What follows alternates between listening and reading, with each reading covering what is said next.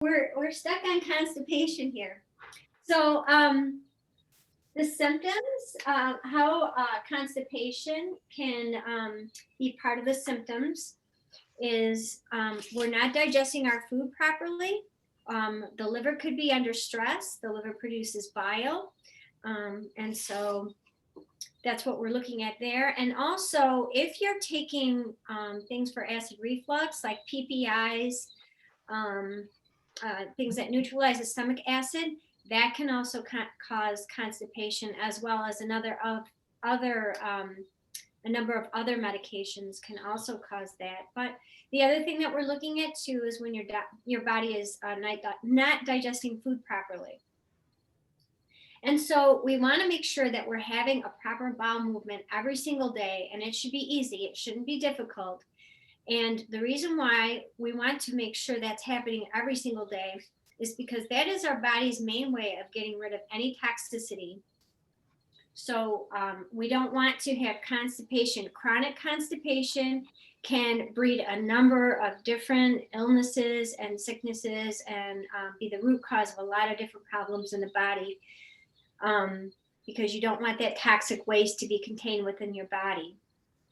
For example, a huge number of women that have had breast cancer have all had chronic issues of constipation in their history. So, and I'm sure there's a number of other diseases that go along with that too, but that's just one of them.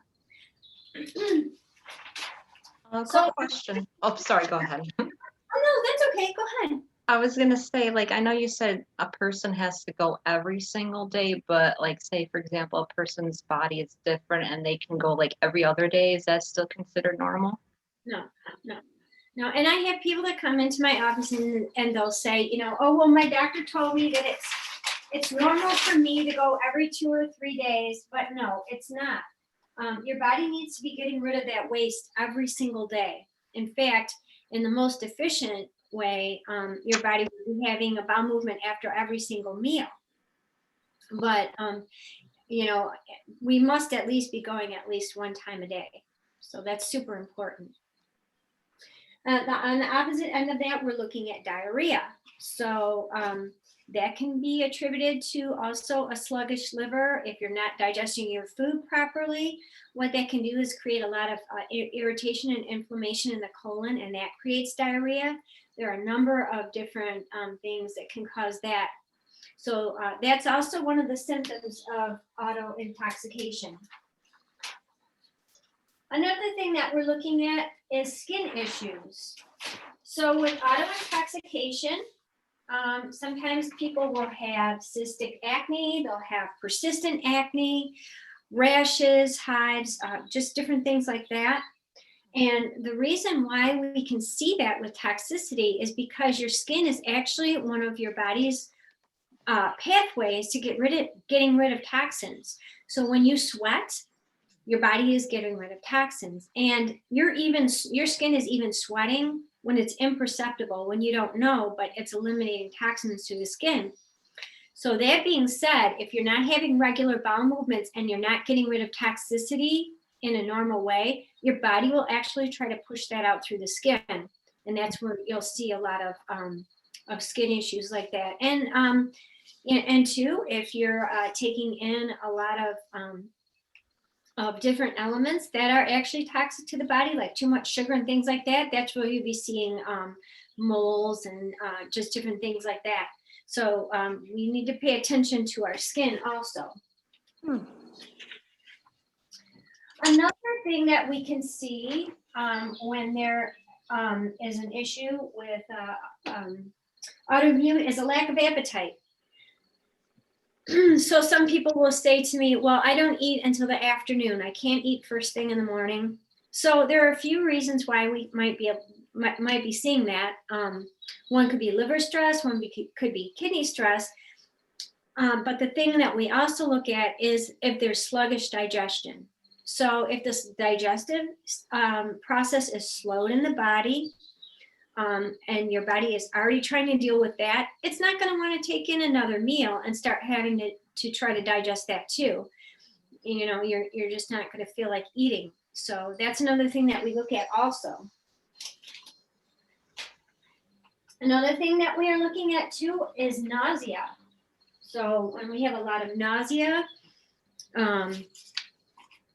that's kind of like the same thing. Your body is not handling toxicity well. There may be something that you're exposed to continuously, and also maybe that the kidneys are under stress too.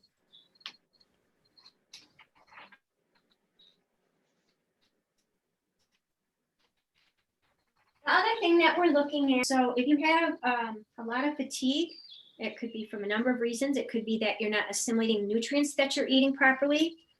It could be that you're not sleeping well at night, and those can all be vitamin and mineral deficiencies also.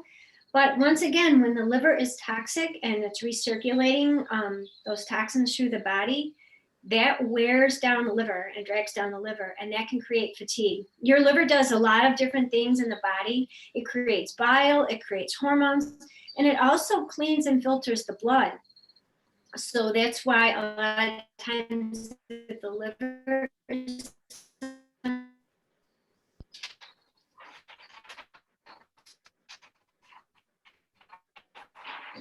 another thing, if you have a lot of headaches, you shouldn't be having headaches. And that could be from not drinking enough water, eating too much sugar.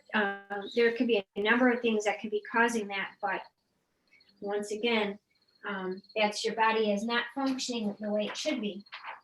And then the other thing that we're looking at too is bad breath. So if you have a chronic issue with bad breath, and most people that have that issue, they're aware of it because people will eventually, their loved ones that they're close to will eventually tell them. So that could be from a number of things, not digesting proteins properly, just different things like that. You can actually, if you open your mouth and you look at your tongue, you're kind of getting a view to the inner landscape of what your intestines look like, because basically what we have is called an alimentary canal, and that starts at the mouth and it goes through to the other end where we eliminate. So if it's not healthy in there, it's going to be obvious on your tongue also.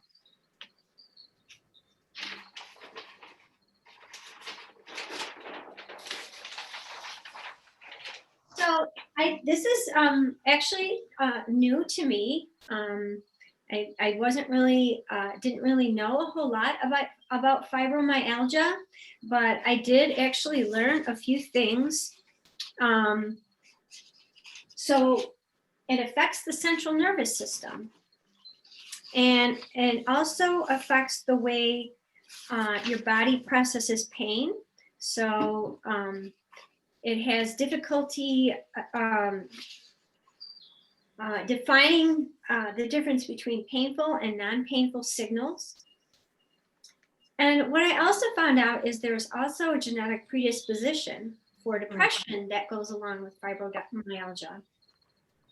And what I also noticed too is that the typical treatments for fibromyalgia are antidepressants and anti-seizure medications. So when we're looking at those two things, we're looking at muscle relaxers and antidepressants that alter the distribution of serotonin. So serotonin is produced in the gut, and that's the feel-good chemical in the body. So I know you've probably heard that the gut is like the second brain, and that's why that has a lot to do with it. So if your gut's not healthy, you can't really have healthy emotions either, because the two are just intertwined and interconnected. The other thing that I also found was that autoimmunity plays a role in many cases of fibromyalgia. So while there's not a lot known about fibromyalgia, since these things have to do with producing serotonin and depression, we know that there's got to be at least some part that the gut plays into, trying to make you feel, trying to get some relief, experience some relief from these symptoms or from what's going on, and it gets your body a little bit healthier so you're more able to handle those things. Dr. Loomis actually wrote a piece about that with homeschooling.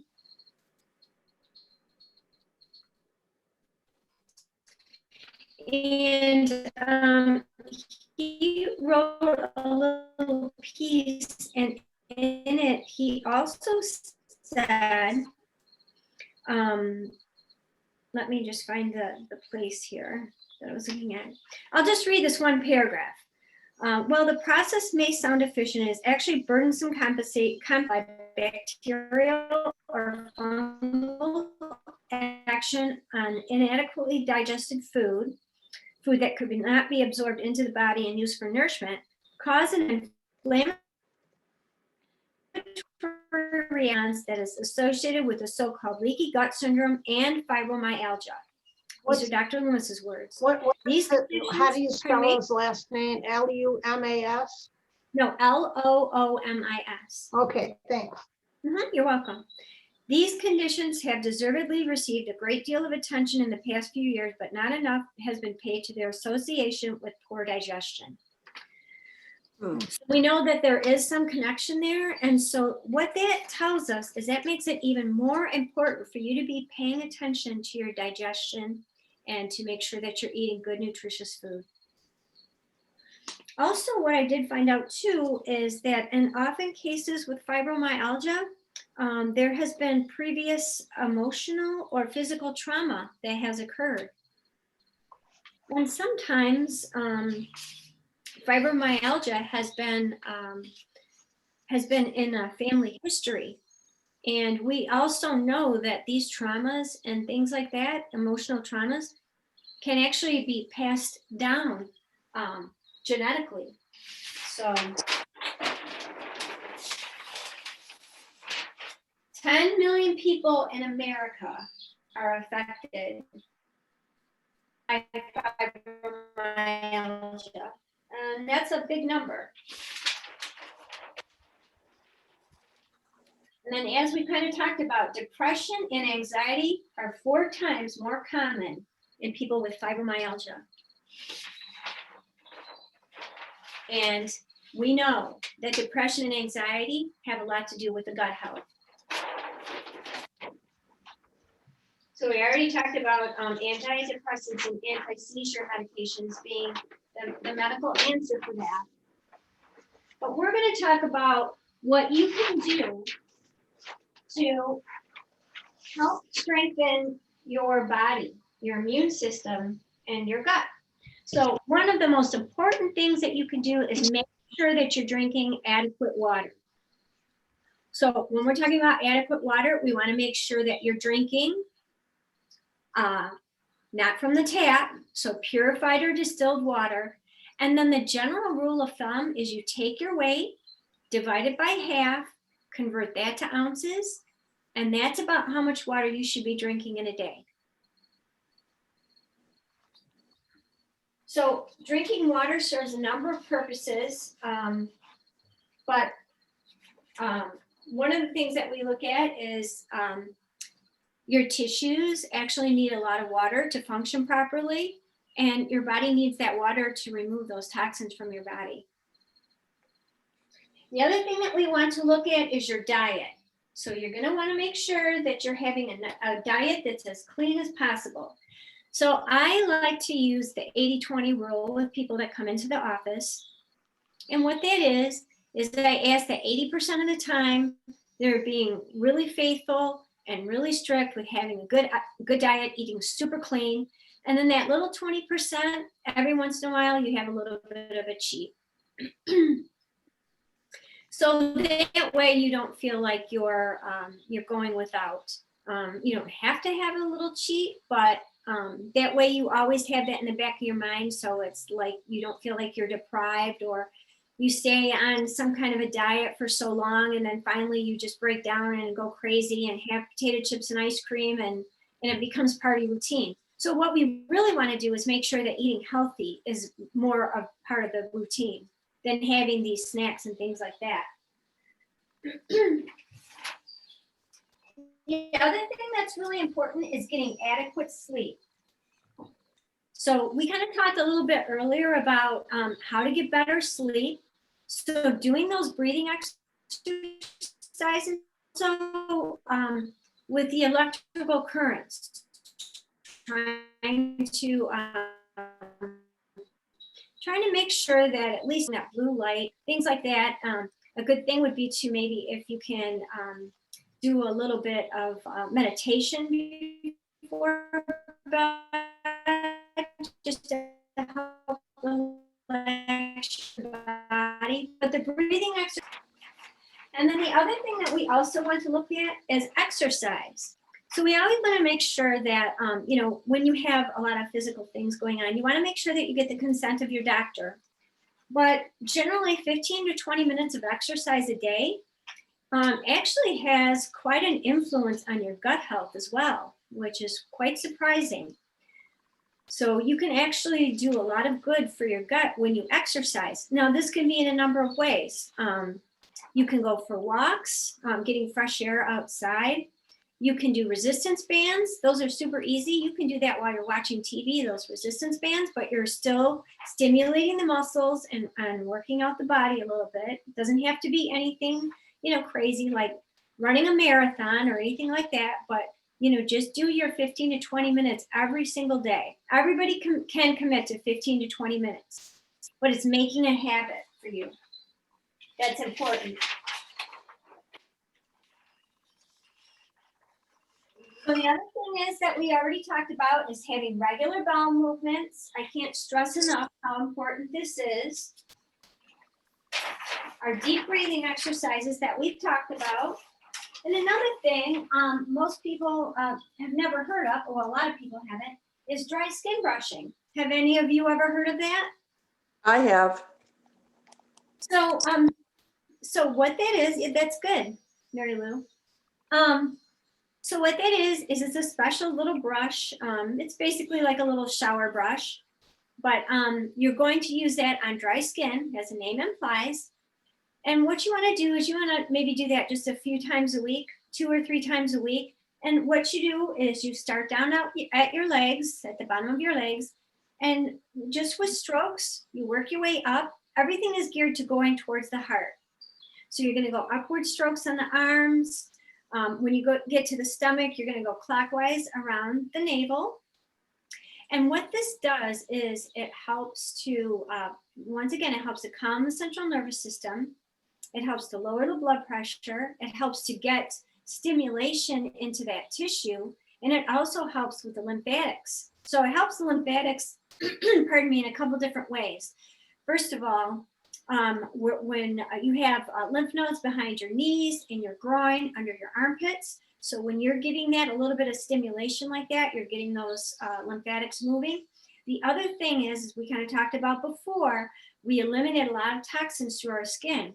So when you're giving that skin a dry brush like that, you're helping to exfoliate those dead cells and helping your body to better eliminate toxins in that way.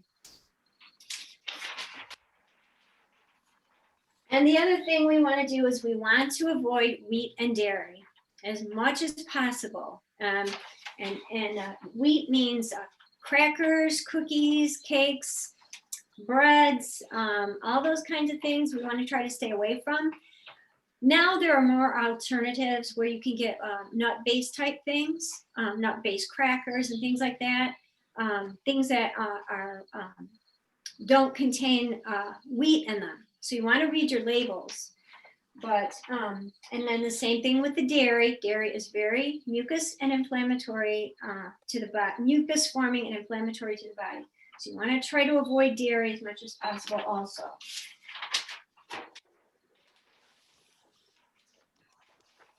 The other thing that we want to talk about too is using natural products on your skin.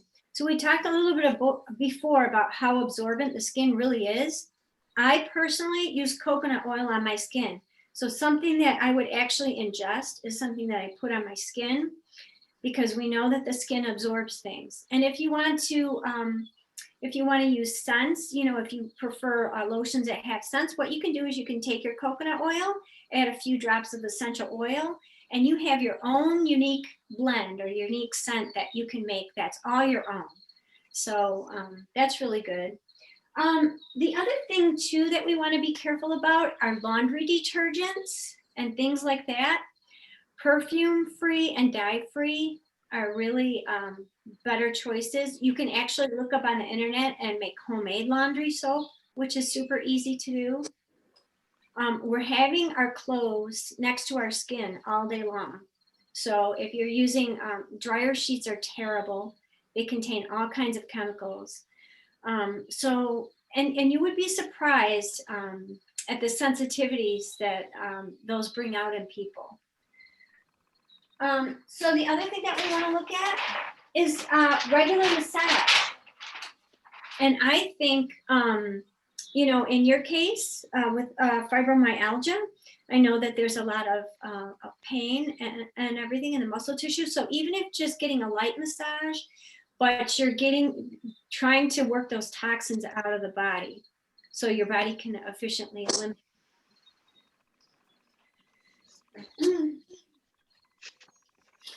So another thing that we're going to talk about, we're going to actually focus on gut health itself. And one of the things that I really like to recommend is bone broth. So bone broth is super healing to the gut. It's super healing to those intestinal walls. And the reason why is it contains collagen. And collagen is what helps our body to repair. It helps with tissue repair. So you can buy bone broth or you can make it yourself. It's not hard to do. It's just very time consuming, but it's very healing for your gut. The other thing is organic and grass-fed foods. So the reason why we want to do that, we want to buy organic or grass-fed foods, is because they don't contain the GMOs, they don't contain hormones, and they don't contain antibiotics. None of those things. And we want to try to avoid those types of things in our food. And then homemade soaps and cleaning products are always best. We've already kind of talked about the perfumes and the dyes and things like that. And then avoiding processed foods as much as possible. So trying to eat everything that's fresh.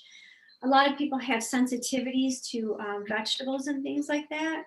So if you have a hard time digesting them, you can always steam or cook your veggies just so you're getting those nutrients.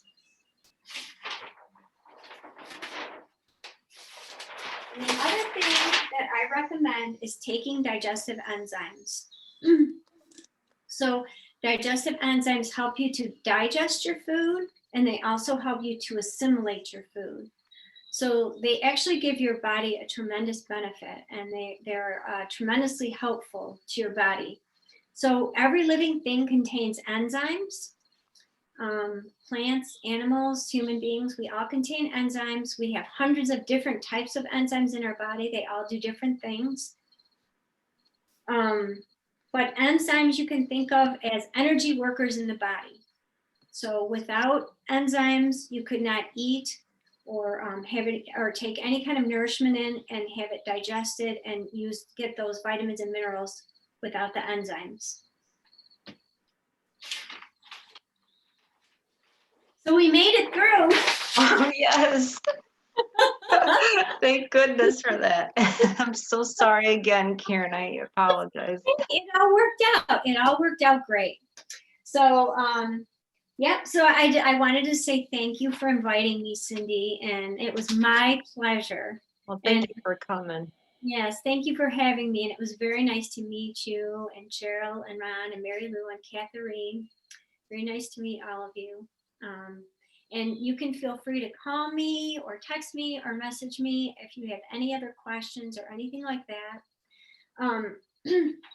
I I also wanted to extend a special offer. So I have a special offer currently. Normally my consultations are $150 an hour. I have it on special for $59, but for this group only, I'm going to actually have a special for $55. So if you wanted to have a consultation with me, you could just, I'll remember everybody. So, but you could just mention that you saw me at the talk, and so yeah.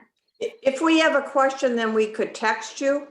Yes. Did you, is there a certain number that you could give us to do that? Yes, you can call 248-839-1313. 839-1313. Okay. Yes. All right. Could you send me a copy of this presentation? Well, I got the video, but a copy of your presentation so I can send it over to the group, or would the video be just enough? What would you like? What do you mean, like a copy? Like you know how you did the presentation on that clip on that board there? Do you have like an actual paper copy, or should I just send a copy of this video to the group? Maybe that would work better. Yeah, I didn't really put anything down on paper. I just did it on the flip chart. In fact, in fact, I had mentioned to my daughter that I did a flip chart, and she's like, "What's that? I don't even know what that is." And I'm like, "Well, this is a Stone Age PowerPoint presentation." So They know a lot more than we do. You know, they're so more advanced than, you know, us. Oh yeah. Oh, they thought this was really cute. I'm like, oh, that's really cute. Yeah, I'm tired of seeing PowerPoints. I guess that's different. So. I kind of like it. Me too. Well, this is how I do it when I'm live, so. That's great that you were able to rejoin us. Yeah. Yes, and I'm glad we were able to finish without getting cut off. Right. I was Right. so glad to like find you on the alignable message. I'm like, oh no, she disappeared. And then I had to type and I said, please forgive me. I'm so sorry about the Zoom snafu issue, but that's technology sometimes. Oh yeah, that's technology. Okay, well, it was very nice to meet all of you. And like I said, if you have any other questions, and I'm sure I'll be talking to you, Cindy. And, Yes, of course. So, and hopefully someday we'll be able to meet in person. Yes. I hope so. Yes. Oh, now it says running out of time. Yeah. So it says the meeting will end in 4 or 10 minutes. Upgrade now to remove the 42. Okay, so we don't have to upgrade. So we're all good. Well, thank you very much. Okay, well, thank you.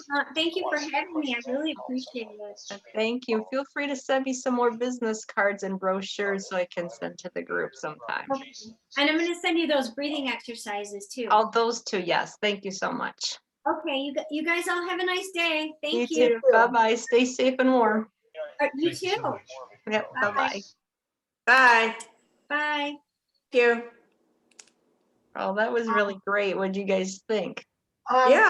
I missed the part about the digestive enzymes because I was answering my phone. Oh, yeah. What Let me did see you what say she about wrote. Yeah, what did you say about those? She said you should take those, all, Yes. you know. Any particular, I probably should have asked her any particular kind, but She didn't really elaborate. okay. I'm sure that's something that she'd want to, tell us about if we became her client.